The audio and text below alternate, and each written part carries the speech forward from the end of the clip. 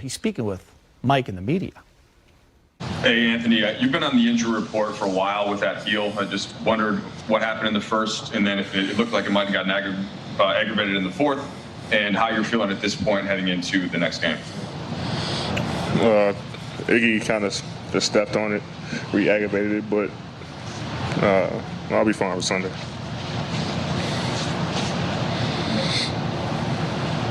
Tanya? Yeah, Anthony, can you take me through the emotions of that last minute from your vantage point? It's a good game. I mean, you know, trading baskets. We just needed one stop.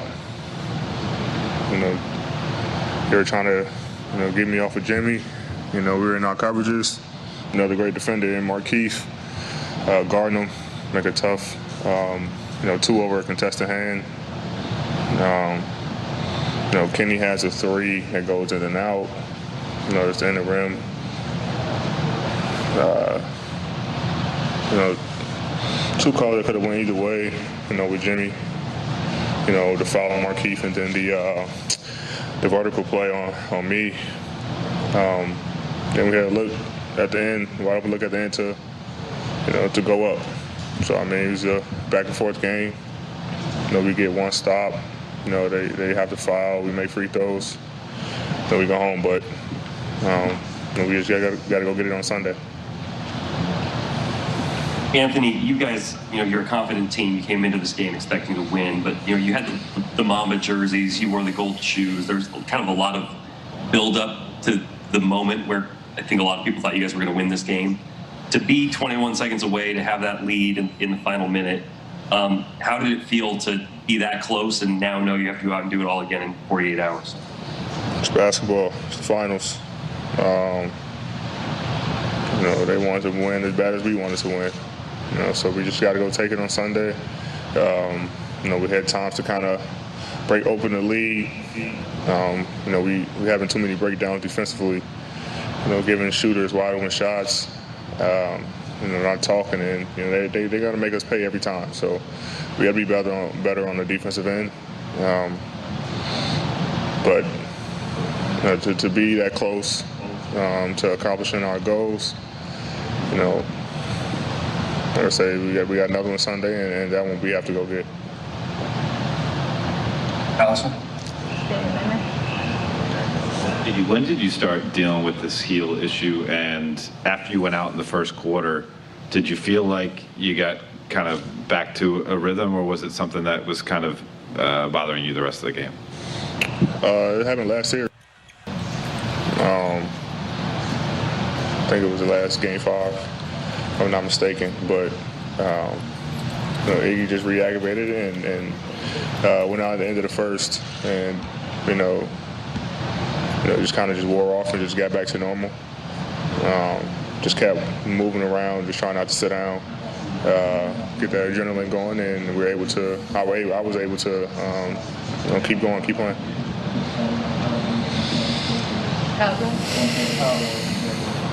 I know you were just saying it's tough to come that close after a game like this. You know, what do you find is your approach to? I mean, do you kind of want to keep some of maybe some of the disappointment you're feeling as fuel? Do you try to kind of even it out and feel like, hey, we got another shot? Where do you take your emotions with it?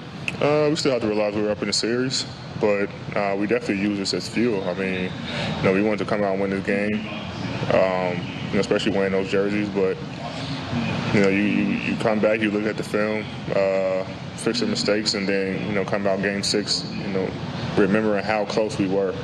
If we don't make our mistakes, you know, we win a game. And so you kind of use it as fuel, but you know, we realize we're still up in this series, and you know, we win 1, they have to win 2, and so we gotta keep that in mind as well. But you know, it's a tough one because we know we had this one in the bag. All right, time for a little Access 360. D Fish, what are you breaking down? Just a few, you know, offensive situations for both teams. Some of the things that they were looking to get into, in particular late in this game. Typically, offensively, late in games, there's not as many team actions. You put the ball in your best player's hands. Jimmy Butler here, the mid pick and roll, gets the switch with Morris. Robinson and Hero moving on the backside, and Alex Caruso and KCP just get a little bit mixed up. They bump into each other, and they don't make a clear switch. Duncan Robinson ends up getting free for three. Costs you 3 points there. Late here, mid pick and roll. Watch the angle. Jay Crowder comes up. He's on LeBron's left, but then he pivots and comes around on the right side. That's how Jimmy Butler gets downhill real quick, and that was definitely a foul. AD went point A to point B. And then here, mid pick and roll again. LeBron goes early, drives, literally has three people on him. That's a good look for a good shooter, whether the pass was perfect or not. And here again, I think Markieff is looking. He sees this matchup here. That's not a bad look. Markieff also is capable of making the play himself. It's easy for us to see, okay, Danny's open behind him. LeBron might have been open. But in that situation, your eyes are looking towards the basket, which is why he saw AD. And so, if he completes the pass, it's a great play. Again, the other option, because he's a really good player himself, is to go make that play and be the guy to take it home for the Lakers, win the championship. But he'll get a chance to get on Sunday. Danny Green's there to make that shot, James. And I'd run that said, play. I'd run that play over and over again. And what Morris saw, he saw a split second. He saw AD, and he thought he could get it there. Hey, Frank, just first wanted to ask about AD and the injury there and how you felt he came through the game. Yeah, he was just battling through, the heel. He was struggling to move a little bit, but toughed it out. And, we'll see how he feels tomorrow. And then, Frank, how would you just summarize all that went into that game, the fight from both teams, and how much you wanted it, and the way that you need to find a way to bounce back at this point? Yeah, well, we'll definitely bounce back. There's no question about that. It's a tough loss. There's no doubt about it. We were very close. I felt two bad calls at the end, put Butler to the line. And that's unfortunate in a game of this magnitude. Anthony Davis has a perfect verticality. Okay, it should be a play on. And then the time before that, Markieff Morris has his hand on the ball. That should be a play on. Okay, they would give him 4 free throws and make it uphill battle for us. So very disappointed in that aspect of the game. And but our group's fine. Okay, we're going to bounce back strong. We'll have a better performance in Game 6, and we got to play better for the 48 minutes leading up to that last minute. Hey, Frank, are you able to walk us through or describe the emotional swings of that last minute with lead changes back and forth? You guys have a lead, 21 seconds away from a championship. What was that just like to experience in that way? Yeah, for me, it's just win the next play. Whatever happened on that play, we got to anticipate what's coming next, and and try to win the next play. Obviously, on both sides of the ball. Allison. Start with David Miniman.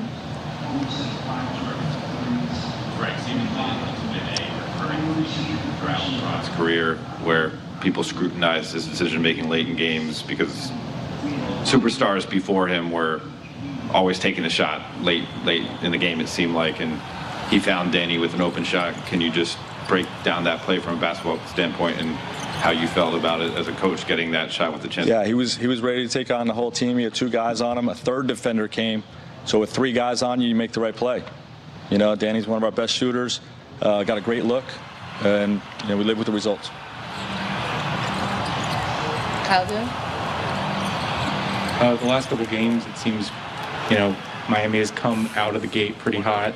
We're leading you guys early today. Why has it been so hard to kind of take that role of the aggressor back from the Heat in the last few games? I think both teams are throwing haymakers. I don't think they're the aggressor. I think we're the aggressor every bit as much. We can be better, but obviously in a lot of ways throughout the 48 minutes. We'll watch the tape. We'll get back after it, and I'm happy with our team's competitive spirit.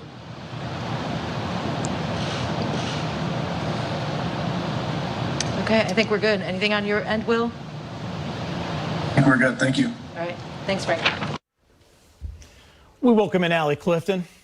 Please, your thoughts. I think you guys started the show with exactly what it meant tonight. Jimmy Butler and the Miami Heat do not care what anyone thinks about this series. It's something that has been embedded in their franchise. It's a part of their culture. People hate the word culture when it comes to the Miami Heat, but that's who they are. It starts at the top. I think what's been so interesting and fun, actually, when it comes to the finals, and this is the competition you love to see that starts with Jimmy Butler, is that he's been preaching this since day one. He said it. We have to be near perfect for 48 minutes every single game to beat this Lakers squad. We understand that. But after game one, he says, backs against the wall, no one believes in us, yada, yada, yada, quote, we'll win game two. They don't. But then he comes out, he puts up a 40-point triple-double in game three. They're now down 2-1. Heading into this game, they're down 3-1, and he says it's either win or win. It's not win or go home. It's the mindset.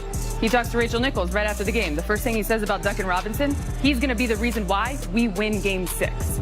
There's a belief. There's a mindset. Yeah. And we've talked about it with LeBron's post-game walk-off in game 1. The first thing he said was about the toughness and the desire and the will and the want that you have to match when you face a team like the Miami Heat. You have to become, you have to be ready to play.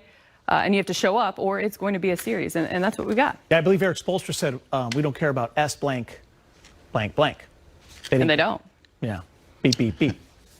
He was right. Hey, they're a competitive group. They're in the NBA for finals for a reason, and they have not packed their bags. They showed it. All right, let's go back to Orlando. Alex Caruso's with Brez. Alex,